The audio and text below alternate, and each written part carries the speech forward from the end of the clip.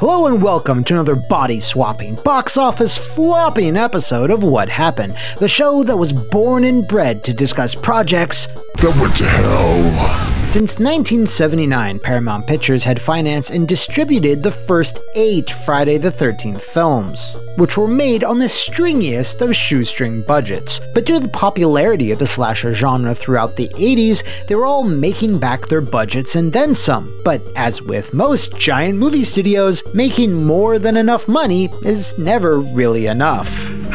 Where's the rest? The series gradually slipped in profitability, with the first entry making over 70 times its budget, while 1987's The New Blood making just under 7. But Paramount still wanted more. A radical new idea was attempted: take Jason out of the foggy waters of Crystal Lake and toss him into the hustle and bustle of New York City with a specific goal: take Manhattan. Although only one scene was actually filmed in the Big Apple, with the other 80% taking place on a crummy boat, it was still the most expensive Friday of the 80s, and it wasn't the slash hit Paramount wanted, only making back a bit less than triple its budget.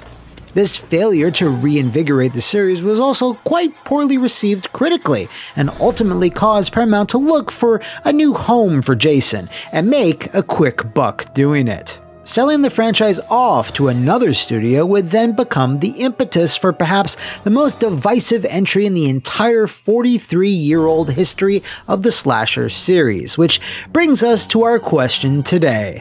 What happened to Jason Goes to Hell: The Final Friday? I didn't shit.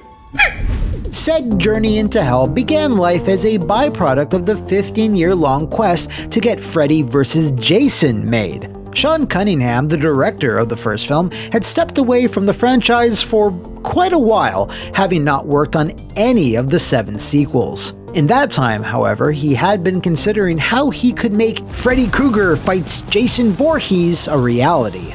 Over the years, Paramount and New Line Cinema had failed to reach an agreement, with neither company willing to compromise on a bunch of different things. What would eventually break the stalemate was the soft box office haul of Jason Takes Manhattan, which would spur Paramount to sell the character to New Line Cinema. Now that both Freddy and Jason were under the same roof, they could start crafting the epic slasher dream match. At least they would have, save for the fact that Nightmare on Elm Street creator Wes Craven was already hatching plans for his final Freddy film, New Nightmare. So, with that starting up, Freddy vs. Jason was put on hold once again, leaving New Line with the rights to Jason's character, but no movie to put him in. It's this situation that put Cunningham in the perfect position to stage his return to the series, even if it wasn't going to be the bloody versus event he had been fantasizing about.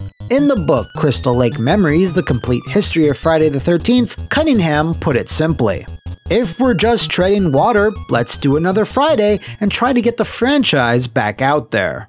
Enter Adam Marcus, a 23-year-old film school graduate. He was a friend of Sean Cunningham's son Noel, but also once described Sean himself as a sort of surrogate dad.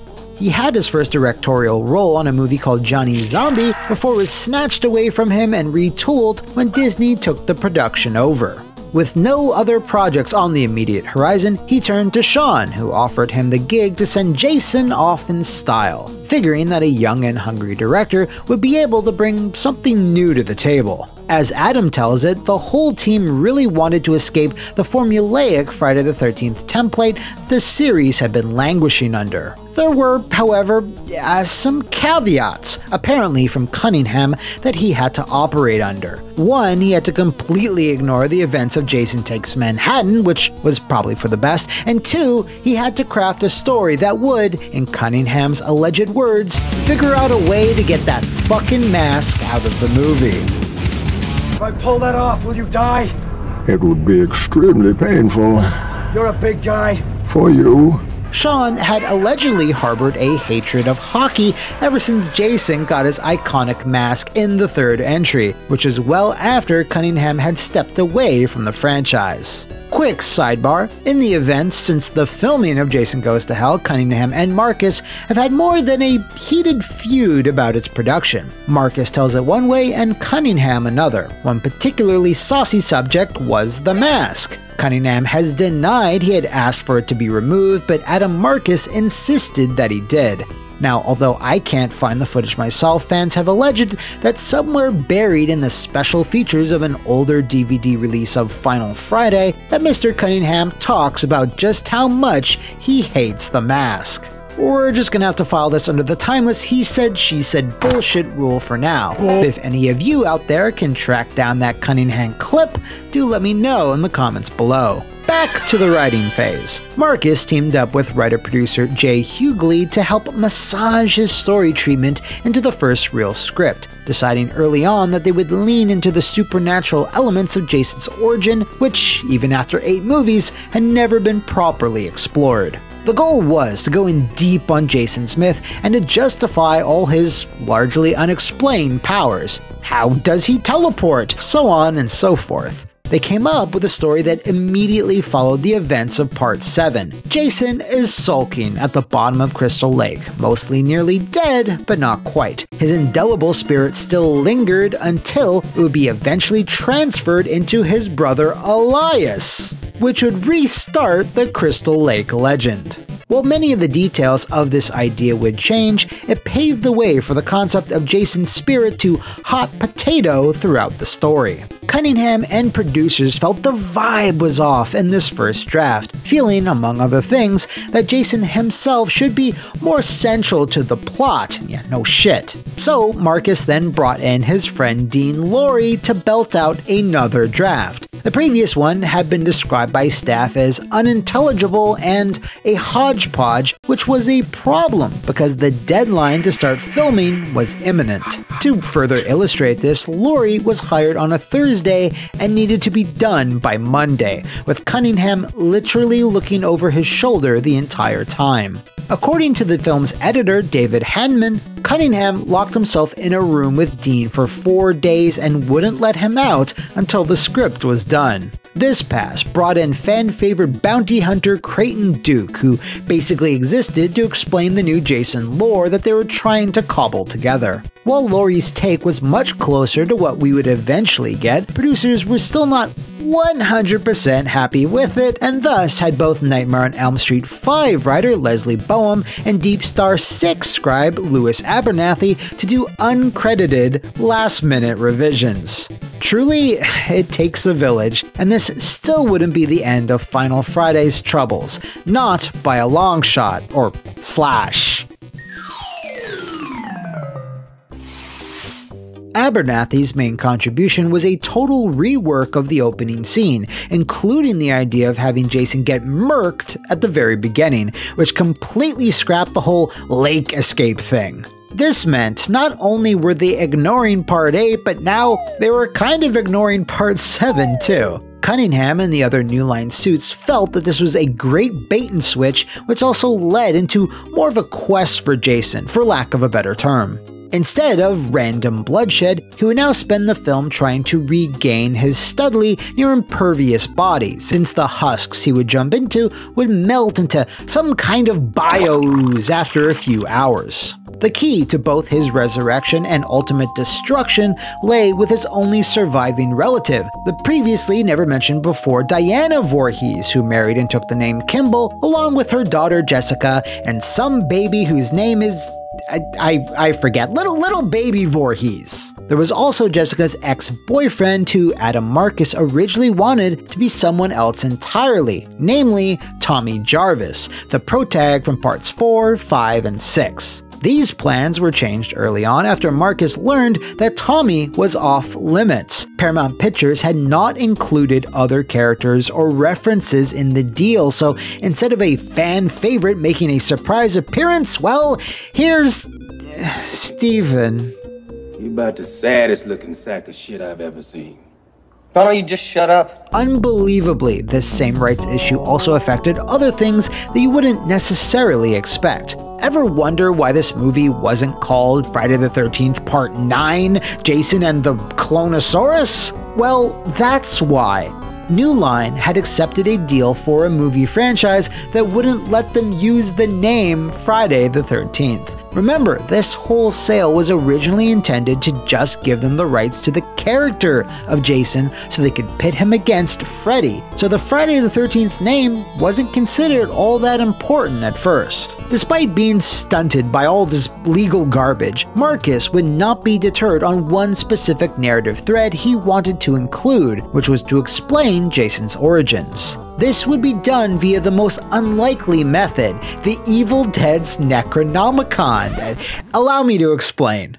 The premise was that this film's universe and the Evil Dead were one and the same. Jason's original resurrection was due to Pamela Voorhees using a spell from the book after his childhood drowning, which also served to explain his otherworldly strength and durability. Oh, and the Necronomicon in this movie isn't a cheap knockoff, by the way. Marcus actually called up Sam Raimi and borrowed the original prop. Now, while the young director couldn't reference it by name since New Line Cinema didn't own The Evil Dead, the hope was that hardcore fans would be able to piece this all together. This origin, coupled with Jason's new power to possess people, meant, in Marcus's head, Mr. Voorhees was a Deadite, a member of the antagonistic force featured in Sam Raimi's films. And as for the fancy dagger that just so happens to be the only weapon that can send Jason to hell, well, that was the Kandarian dagger, which Adam also nicked from Sam's house. This kind of looks like your old girlfriend. Now, while this is all some truly bananas shit, the biggest link to another horror franchise was, of course, the final shot of the film, which highlighted a clawed hand dragging Jason's mask down into hell, which really was the ultimate end goal of the movie, just setting up the next one. Before I move on, it's worth noting that many fans don't recognize or even acknowledge this Evil Dead connection, as these ideas were never followed up on in any official movie sequel. Although it's a really cool and ambitious idea, I think it's understandable why so many found it too out there and non-canon, considering it rewrote such a massive amount of film lore. Once the initial shoot was done, Marcus had a cut made for test screenings where he was shocked to learn that despite audiences having grown tired of the same old stuff, they still wanted the same old stuff, maybe just a bit better. Feedback centered mainly on the lack of series tropes. Where's the premarital booty calls, recreational substances, all the classic kills? Where's the Friday the 13th?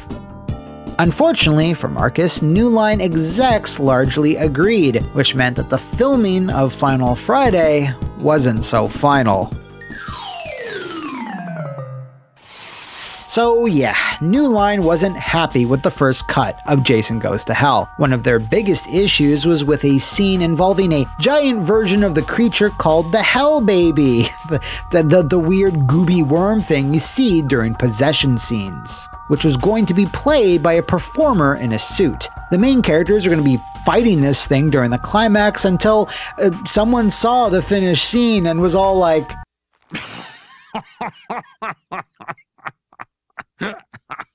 no.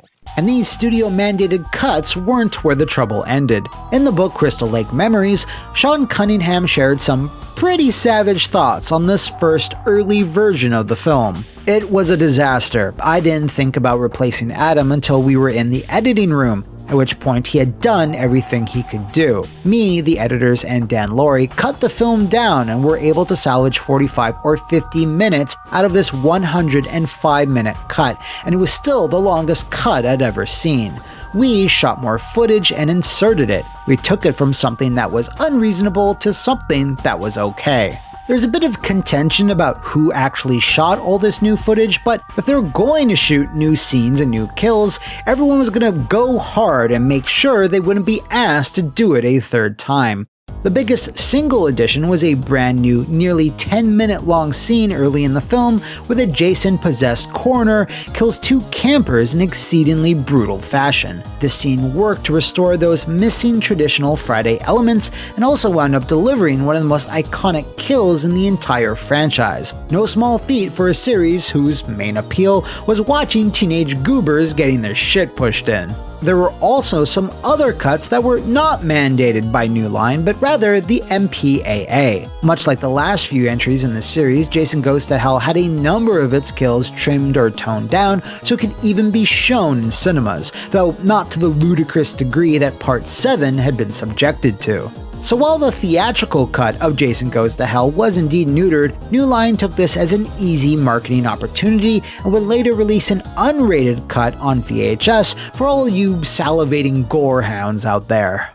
When reshoots finally wrapped, the movie's total budget managed to come in under $3 million, which was thankfully the limit New Line had allotted for it. Thus, The Final Friday was finally released on August 13th, 1993, and wound up raking in a worldwide gross of $15.9 million, meaning it only barely managed to top the very worst performer, the last movie. Part of the reason for this was that slasher flicks were aging out by the early 90s, so the big tease of a Freddy vs. Jason showdown didn't excite fans as much as you'd expect. In conjunction with that, the soft box office hauls of both Final Friday and Wes Craven's New Nightmare basically put both franchises in the grave, at least for a little while. In the years that followed, Freddy vs. Jason was still stuck in development hell, which you can learn about right here. So Cunningham decided there was time to get another Friday, or rather Jason movie out the door. Thus, a big dumb journey into space and the future was made for around $11 to $14 million, making Jason X the new most expensive Friday the 13th of its day, and an even bigger financial failure, pulling in only $17 million. Fortunately, trends and tastes tend to be very cyclical, so when horror movie remakes became in vogue throughout the mid to late 2000s, Friday the 13th finally got the long-awaited solo success that it had been chasing for the last 20 years. The 2009 reboot carved up the competition, scoring up over $40 million in its first weekend and $92 million when all the blood was dried. And as good as that was, regrettably, in the world of cinema, it was the last time Jason would stalk Crystal Lake. After multiple pitches for another entry failed to coalesce throughout the 2010s, such as Jason terrorizing campers in a snowy off-season environment, or even a bizarre found footage take, the franchise eventually stalled out due to a very long legal battle between Sean Cunningham and writer Victor Miller, which I am so sick of having to talk about. It is now 2022, and we're still not much closer to a new film, although there have been some teases and hints from a few different sources insinuating that Jason could finally be strapping on the mask one last time, whether Cunningham wants him to or not. If you know of any other messy, maniacal misfires in the video game or movie industries, do let me know in the comments below, or enter the bloodstained campground that is my Twitter. See you next time, and thanks for watching!